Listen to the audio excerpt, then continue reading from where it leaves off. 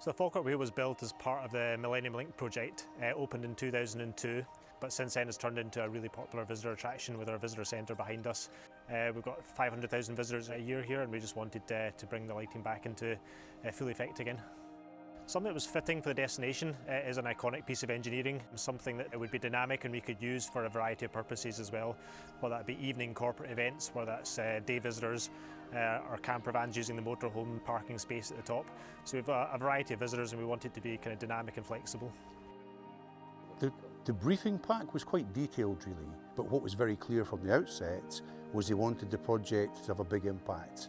We've got a very good experience of working with Adlib in the past, and we wanted to engage with a firm that we knew had the right skill set and could bring the right things to the table to deliver this successfully.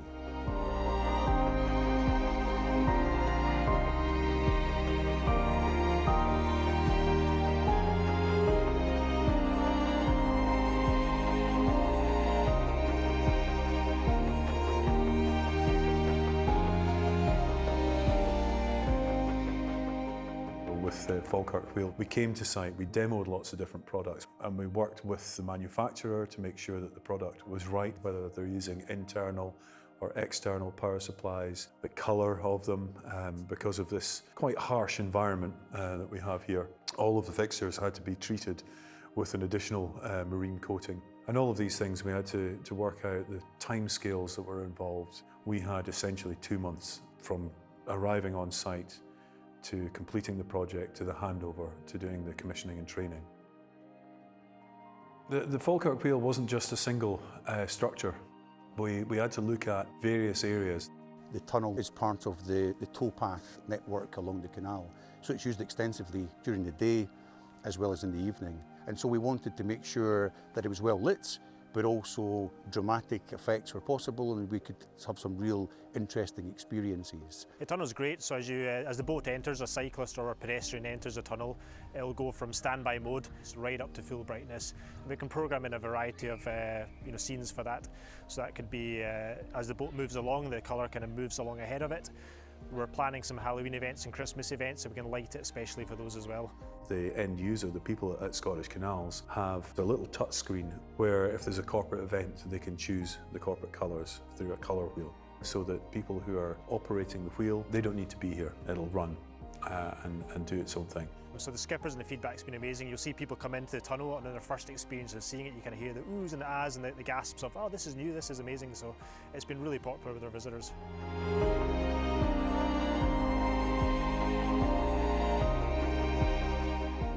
Going from the Roughcastle Tunnel, we have the hoops. For the hoops, we used a Smart Max square fixture, RGB WA, so that we can do warm whites, we can do pastel colours, we're not just restricted to that RGB colour mix. As a designer, I was very keen to explore ways to visually separate the different components, the wheel, the spindle, the gondolas, the aqueduct supports, the hoops and the tunnels, in a way we could introduce some really interesting shapes and patterns and sequences to really bring the wheel to life. For the legs that support the aqueduct, we've used another Studio Dewey product called the Archiled 200. There's two different beam angles, so we have a much narrower beam angle at the top section just to highlight the underside of the aqueduct itself, and then we use a much wider beam angle to light the legs themselves.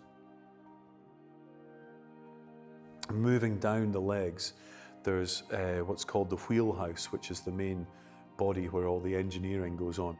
So we lit the two sides with, again, it's a Archiled 300, a linear fixture. Incredibly high output from such a small fixture, and that washes up the side of the structure. There's a dual 80, which has two big sections, and again, incredible output on them that allows us to pick various elements of the structure and light them in different colours. We can introduce patterns, textures and sequences that perhaps weren't easily achievable in the past. The projectors allow us to frame, select and isolate certain components.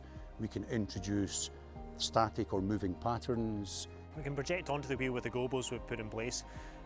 We can put company logos on it if it's a corporate event. We can light up for special charity events.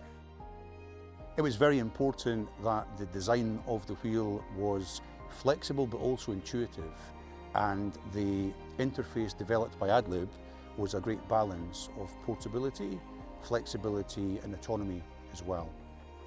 For the main control, we've used ETC EOS system to make sure that we have a good palette of not only colours but effects, and make it very easy for the end user so that they don't have to be a programmer to manipulate and to be able to use the system. We've also supplied them with a Microsoft Surface Tab, which has basically an exact copy of the Magic Sheet, so that they can then use that wirelessly wherever they are on the site.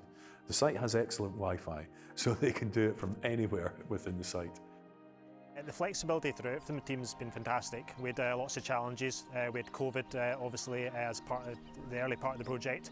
We were then several inches of snow halfway through the project, and the team kind of moving around their work schedule, working alongside us with COVID restrictions has been really fantastic, and has really made the project far easier from our side of things.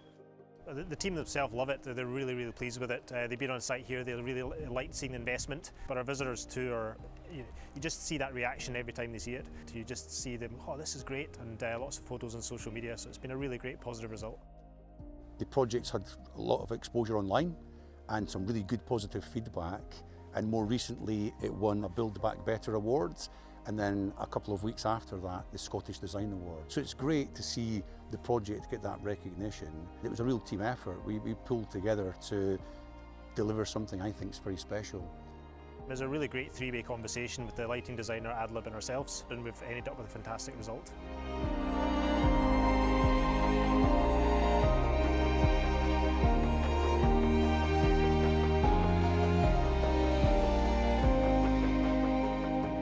It's really fantastic to see it get that positive exposure again. And I think that Falkirk Wheel's back where it belongs. It's a global icon by day and by night.